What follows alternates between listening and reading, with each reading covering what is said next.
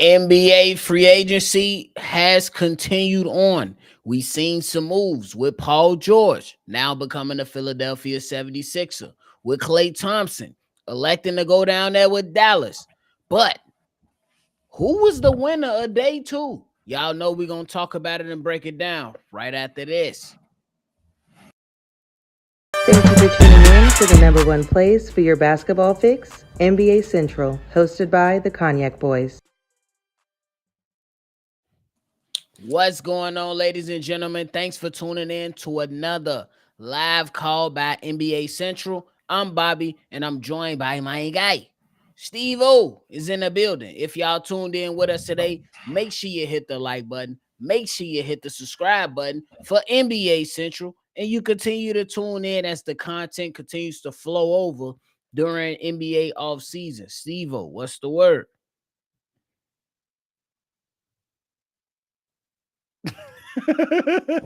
Yo, what's the word?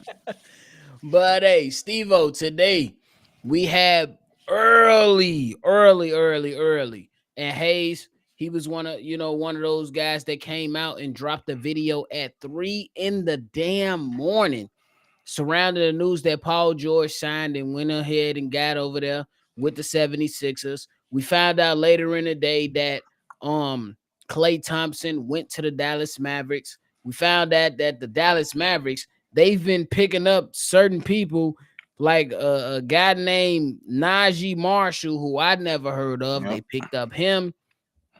They picked up Klay Thompson. And they picked up an additional player. While the 76ers, they re-signed Kelly Oubre. They went and got Paul George. They picked up Andre Drummond. And there was some other moves around the NBA. But if we had to decide between the 76ers or the Mavs or potentially somebody else, Stevo, who was the winner of day two in free agency? Um, I have to say it's a tie between the 76ers and matter of fact, I feel like it's like a three-way tie between those two you just named and the Clippers. Because I feel like the Clippers, although they lost Paul George, if they're able to keep Kawhi healthy, they put a solid team around them. As we know, they signed Nick Batum early into a $10 million contract. And then as of recently, we just learned that they got Mo Bamba for a 1-year contract as well. And I like those moves by the Clippers, but the Mavs as well. Like I really think Klay Thompson going to the Mavs is a really good move on both sides. Like I said, it's the end of an era. I did a live show on it. I feel like it was more of a personal, like Klay was ready to get out of there more than people realize. I guess we get on that in another time. But like besides that, I like what the getting Kelly Oubre, getting Andre Drummond back, who was we seen that before, and we seen how much wonders and how much stress it took off of Joel Embiid, and as well as to add Paul George to the fold, and then also with them losing Tobias Harris to Detroit, that freed up some more money as well as losing D'Anthony to the Golden State Warriors. So I talked to Hayes about it earlier when we was on live, and I was like, I don't know, that looked like an avenue where they can go possibly if they have the money now to go get somebody such as a DeMar DeRozan. Now that could take them over the hill, but as of now, I like all three. I think they all won today. I like all the moves they made. I'm with you on that, man. I think honestly, I think a lot of teams, they've been moving in the right way. Like, we talk about Boston and them spending crazy amount of money. I say, what else the fuck they gonna do? this is a team that just won a championship. If you got the money, spend the money. Then you talk about the 76ers. They go get PG. They re-sign Kelly Oubre, who was spectacular for them in the this past season. You go get a solid backup big and Andre Drummond for Joel Embiid. That's a W. Then you look at the Clippers. You finally come to terms that you're gonna miss out on Paul George. I know I ain't talk about him in the last little few minutes, but the Clippers, you got Nick Batum, Kevin Porter, and forgot about him. Who? I forgot about him. Yeah, and then you also sign Mo Bamba. So now you adding just in a crazy amount of depth to the Not to also, team. yeah, like that's crazy. Like that's a solid piece of a nice amount of content. There's three solid players, and we all know, like, before the situation happened with Kevin, where his trajectory was going. Yeah. Yeah. You know what I'm saying? So I think that the Clippers, honestly, if we talking about winners, I think the Clippers probably might be the winners right now. Right now, if we talking about it, I think the Clippers might actually be the winners right now, simply because you're talking about replacing Paul George. There's no one player that they picked up is going to replace the total production.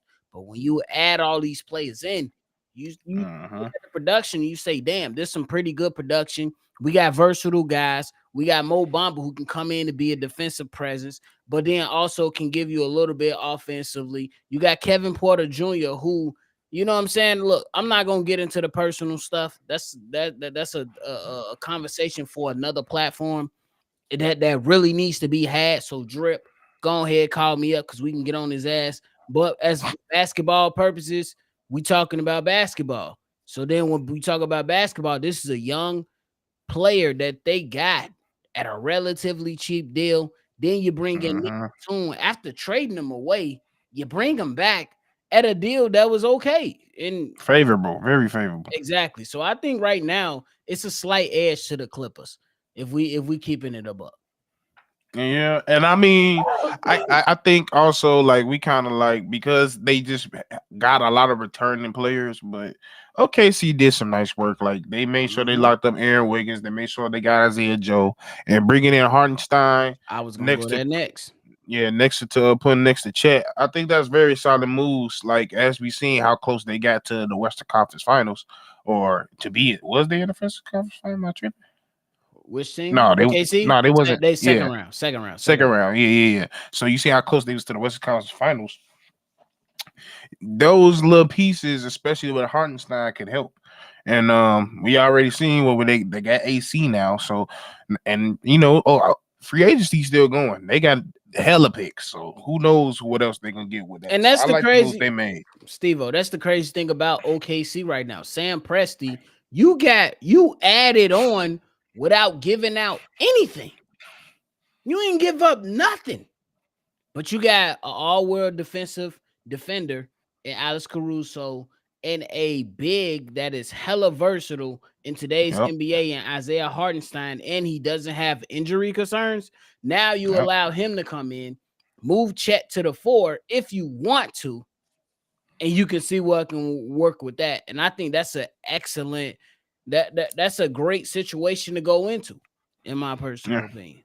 It really is. Like, that's a very now you, like, I think that's what they ran into. They had depth, but they didn't have quality depth. Now they're starting to have quality depth to this team now.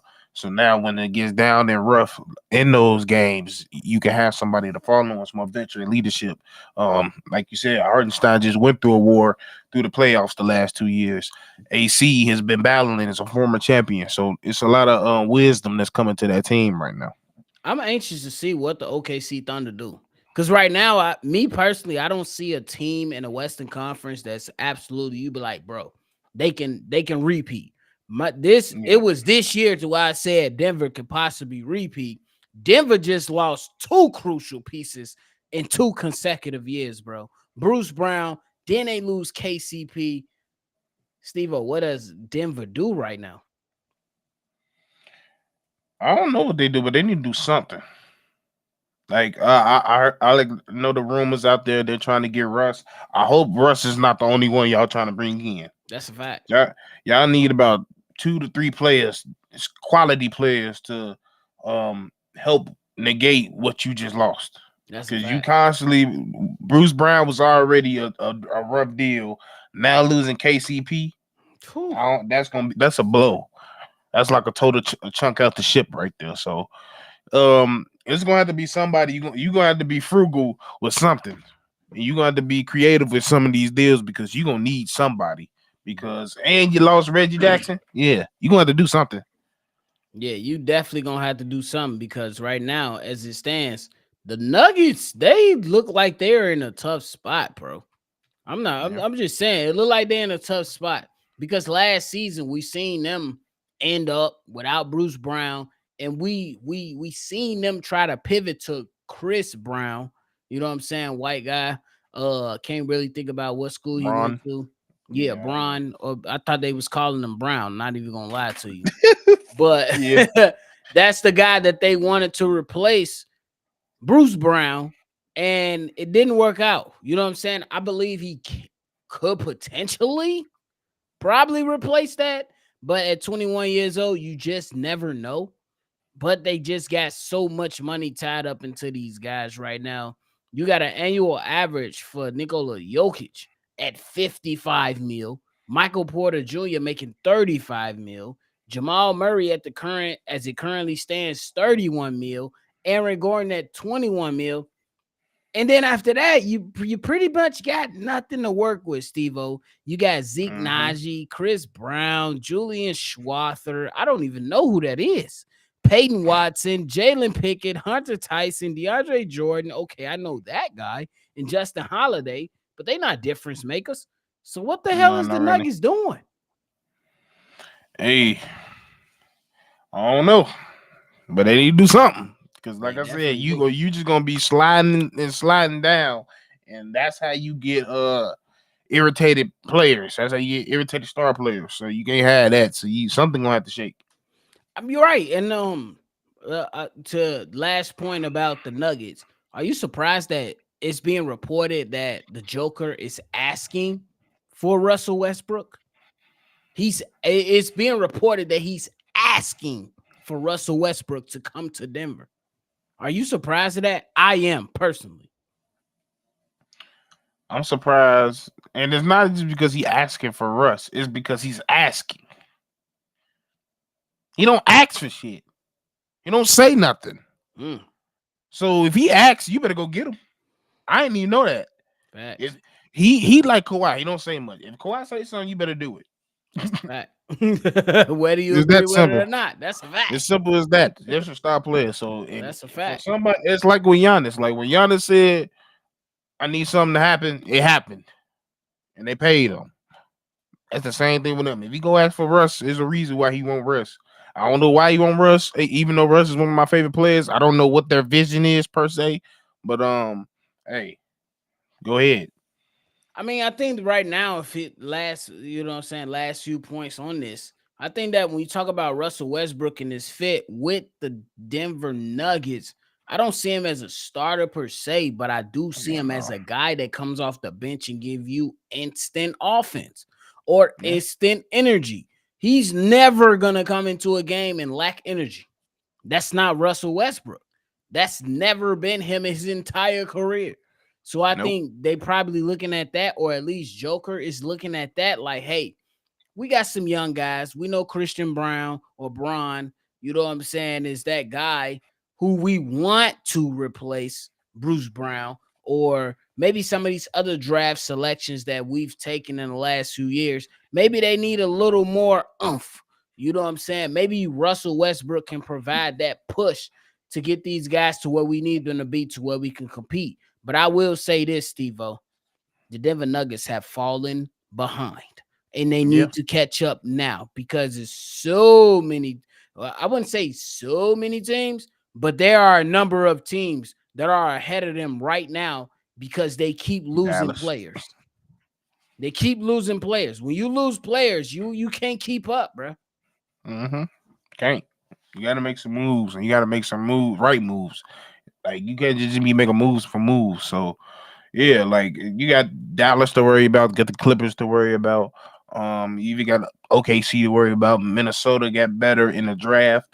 So like it's a lot of players. Sacramento has yet to make a move, and they Right. have opportunities to make a move. So you can't just sit back and be behind the eight ball. It's almost it's almost kind of like what Cleveland was doing a couple years before they split that three up. They just got Yeah, comfortable and they was doing, but you gotta do better. You gotta do better. I don't know what that GM is doing, but they need to get to it. for sure.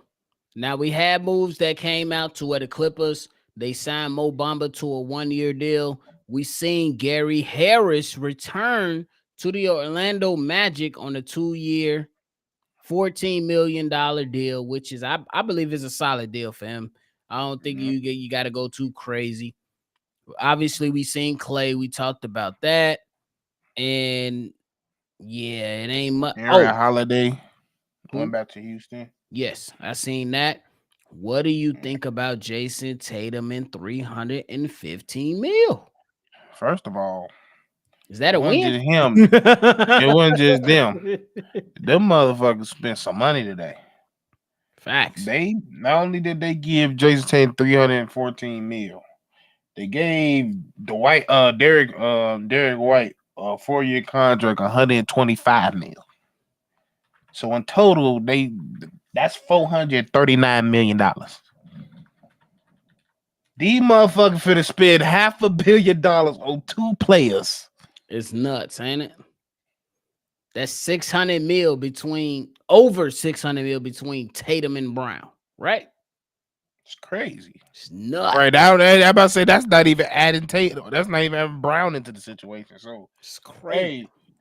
Hey, this gonna be the core for the next 6 years, and y'all gonna have to win.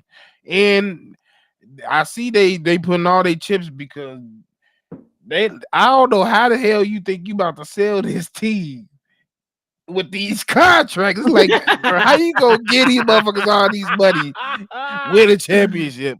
It's like, all right, who up this? Bro, y'all expensive as hell. Y'all already one of the most valuable teams in the world. That's a fact. So they talking about they trying to sell it. I'm like, hey, good luck. That shit gonna take 3 years, ain't it, bro? I'm with Lamont. How did Boston get all his money? I mean, I know that when you talk about Jaylen Brown and Jason Tatum, they have bird rights, so you could pretty much pay them. I know it's gonna be a hit to the salary cap, but you can still. Those are 2 players that you could say, hey, we're gonna give them what the hell we can give them. Now we talk about Drew Holiday. Now we talk about Porzingis, who already came in with a high deal. Now when you talk about Derek White, who you just gave over $100 million, what are we doing? It's just a situation that I have to dive deeper into because for some reason the NBA, y'all make talking about contracts so difficult. NFL was simple. Yeah. NFL was so simple. When the NBA, we got to talk about hard cap. We got to talk about first apron, second apron, hard cap again. hard tax, mid-level exception, trade exception, disabled player exception. Like, and we didn't even get to the free agents, the free agents, the unrestricted free agent, the restricted free agent. You know what I'm saying, bruh? Like, what? The motherfucker we drafted, he from Spain, but he can't play till he 25 ass contract. I don't be knowing, Stevo. That's just me. I'd be like, bruh, can we please get some simplification of this? Because at the end of the day, this should just be wild, if you ask me. With the NBA, shit, you don't know what contract coming out next. You don't know what's a hard cap. I don't, at least. NFL tell me they got $65 million to work with. The Bears signed Montez Sweat for 30. We got 35 more million to work with for the year. NBA, right. They say you got to sign somebody for 25 million per. You got to move somebody so you can exercise your mid-level exception. You got to stay under this number so you won't hit your second apron. It's too much. He this age, so he can't get this mid-level exception. It's a certain exception he can get because he too old. Exactly. What? This the old player exception. Come on, bro. Like, what the fuck? Like, bro, it's too much, bro. Y'all got too, bro. Come on, bro. I can't talk luxury tax, man. Look. I love NBA, but when it comes to the money, it just drives me crazy. Hayes, Pat the designer, those the guys for that. I be annoyed with the shit. I don't be understanding what I'm like, bro. I be like, hey, what? I be sitting here like, bro, where they get this money from? Facts. Like, usually when somebody used to get a max, they ain't got no motherfucking more money no more. These motherfuckers not only gave they gave this man Jaylen Brown a super max. They proceeded to get Jaylen another super max and give Derek White a max. Where the fuck this money coming from? It was crazy, bro. Is the TV deal like that for real? That's what I'm saying. Shit. Yeah, we allow y'all to get 2 more games if y'all pay Jaylen Brown some more money. We'll give y'all 2 more games. Crazy. But with the money we gonna get y'all could pay Jaylen Brown the max contract. Like what the what? NBA, how was that legal? On the real, NBA is different. Y'all gotta see NBA, but when it comes to contract negotiations and talking with NBA, you be like, bro, damn, it's a old player exception, a trade level exception, a disabled player exception. Is it a family absence this exception? Like what, bro? We don't know what's coming next. It's too much shit. A rehab exception. Exactly. Like, what? That shit is crazy. But Stevo, anything else you want to talk about that happened during day 2 of free agency, bro? That's maybe a trade that surprised you a little bit. Nah, everything for the most part. I mean, we was quiet about getting our guy today. I didn't expect us to it wasn't really no noise on it, but that kind of surprised me. But besides that, nah. I pretty much knew Clay was going to the Mavs. I think the Clippers. Oh, you say you knew the Clay was going to the Mavs? Yeah, for the most part. Why you say that? Just because you could just tell like it. I knew something was just telling me like, for one, if I'm not mistaken, I'm somebody correct me if I'm wrong. They during the season they offered him what, like 20 a year to go to State Warriors. You saying, right? Yeah, they offered him and he declined. They offered him a decent amount of money. That's a fact. Yeah, and this was a 3-year deal, 50 million. 50 million, bro. You're not even making you took 15. So you took less money. Exactly. So that's why I got my whole thing why I'm confused. So like I'm not even confused. So like that's like confirming my thoughts when I'm saying like, okay, I knew he was like it was a personal move. Like I didn't think I knew it was too late. I think it was a personal thing too, bro. I'm not even gonna lie to you. I feel like that when those initial talks came about, they said something or did something, and he was like, "What? Ain't no way." Because I think y'all found the Warriors found a way to get Andrew Wiggins paid. They found a way to get Jordan Poole paid. Would it have been equivalent to trade Klay Thompson? Probably not. Maybe a few million off. But to treat him like that, he had to say, "Fuck that shit, bro. Y'all bogus as hell, and I'm out of here." I think it was just a Draymond. What it had to come down to. It had to be the Draymond. Like, how you get this motherfucker 100 million, but you give me 48? Exactly. That's a fact. That's a fact. Like, and I get it. And I'll be one of the ones that say, hey, Draymond was one of probably the engine of the system. But the damn engine don't go 70 miles an hour, 85 miles an hour, 100 miles an hour if Klay Thompson ain't shooting them threes alongside Steph Curry. Let's keep it a buck. Facts. Like, I get it. Draymond was the guy. He's a major part of what the hell took place. But there is no way that you reach top speed without Klay Thompson. Literally. Oh, y'all forgot when he did people forget when they was down 3-1 versus OKC Thunder?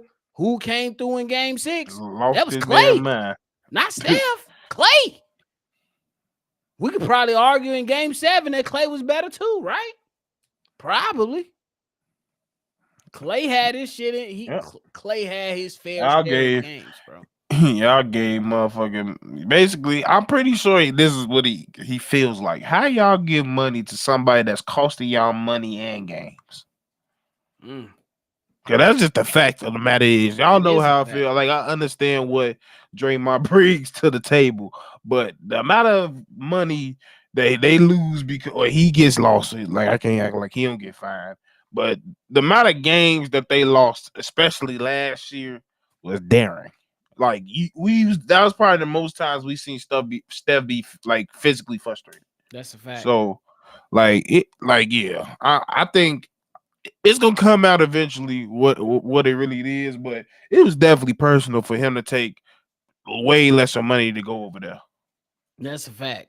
Because they offered him money. They definitely The offered him Warriors 20. offered him money. It was 20 a year, I know. Yes, they offered him money, but he said, fuck that. And he left. And I think him, Luka, Kyrie, it sounds good. It looks good on paper. But does Luka sacrifice? Before we go, does Luka sacrifice, Stevo? Because I think that's the only way it works. Because when he was with Kyrie, it was your turn, my turn, your turn. Now you gotta allow Clay to be Clay. You have to allow Clay to be Clay to be successful. But this is my thoughts with it. It's almost like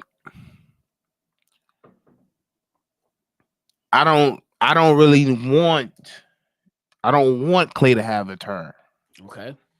So I feel like he can have the ultimate freedom because no matter what, especially when he's in that starting lineup, when you're in that role with them, the Luka and Kyrie gonna have the undivided attention at all times. That's a fact. So that's just gonna leave him open. So if he make it, he not like what you said. Luka got to make that pass, which I think he will. But at the end of the day, if he just out there and they're drawing all that attention, he just sitting on that corner. He could make 15 a night just sitting in that corner or just lurking around the perimeter. You don't even got to do much. That's a fact.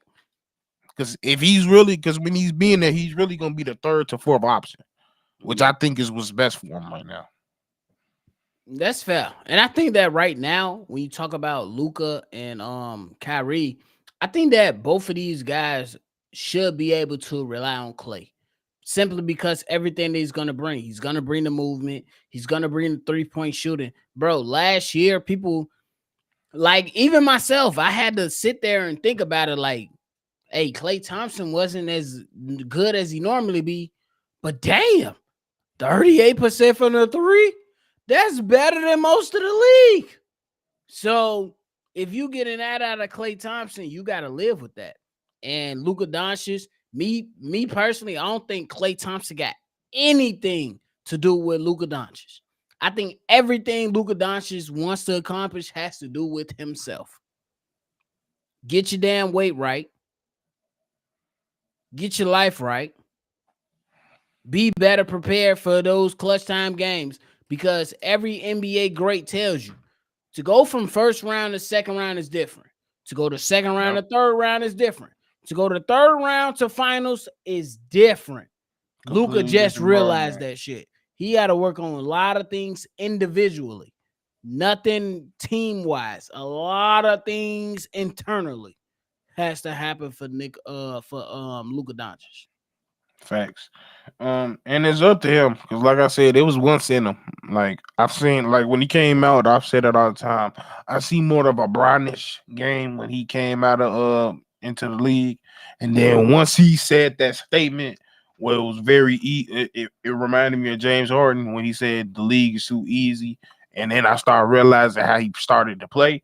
I was like, yeah, okay. Now he's starting to play it. It's like he took a turn for the worse because he changed up his style because he realized how to manipulate the offensive side on the American side of the game. So, but we all know trying to manipulate the game, you ain't gonna win. We've seen too many players try to do that and they never win. So, if once he learned that him getting them triple doubles and being efficient is the best way to win championships, once he clicks, hey, he's gonna be something to reckon with for years to come. But it's up to him to unlock that. That's a fact. Last thing before we go, I got a quick question. Based off everything that you know right now, things still can change. Who makes it farther in the NBA playoffs?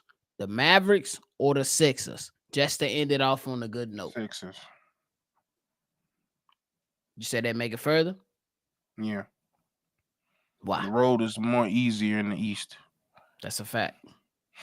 It's that simple. It's like any given night in the playoffs, we don't know what's gonna happen. So you might think the Mavs, like I said, I like this move so much, but we don't know how it's gonna work against certain teams. Especially like you said, we said earlier how Denver is behind the 8 ball. They're not the only team that's been improving, and they're still the only day two. Facts.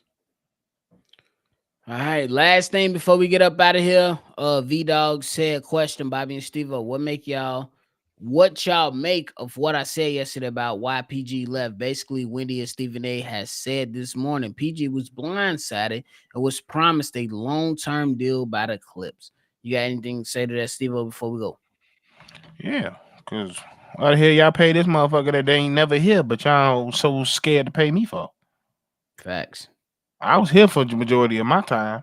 This motherfucker wasn't. I don't give a damn how good he is. I'm good too. Facts. So I understand how he feel. I'm with PG. I'm with you, Stevo, and Paul George. Look, gang. Kawhi Leonard, what has he done since he's been in a Clippers uniform? Not much. Take their money. Hey, take their money. Wave around keys that got a crown on it. It ain't did jack shit. Me personally, as Podcast P, Paul George, I've been promoting the brand. I've been keeping up with the brand. I've been rocking the brand. I've been in the playoffs for the brand. More so than Kawhi Leonard. Y'all moved with hesitation to give him a max contract, and I don't even know why. Personally, this ain't Paul George. Personally. Me. But as Paul George, I'm looking at it like y'all ass tripping. Stop. Bro. Now I'm up out of here. So good riddance. The Clippers, y'all open up that new building. Good luck with Kawhi. Good luck with Kawhi Leonard. And Harden and shit. Right. Two hurt motherfuckers. That's a fact. Stevo, you got anything left before we get up out of here? Hey, when news drop, we drop. Straight like that. That's it. That's all, man. Big shout out to my guy Stevo. Big shout out to y'all in the chat. Hit the like button. Subscribe to the channel before you go. On NBA Central, we are pushing more content. We want to build this thing up. So help us get to 2K. That's the next milestone in our journey. Hit the like button. Subscribe before you go. Thank y'all so much. We're going to catch y'all on the next one for sure. It's time for us to lay it down for something crazy happening the wee nights of the hour. We're going to catch y'all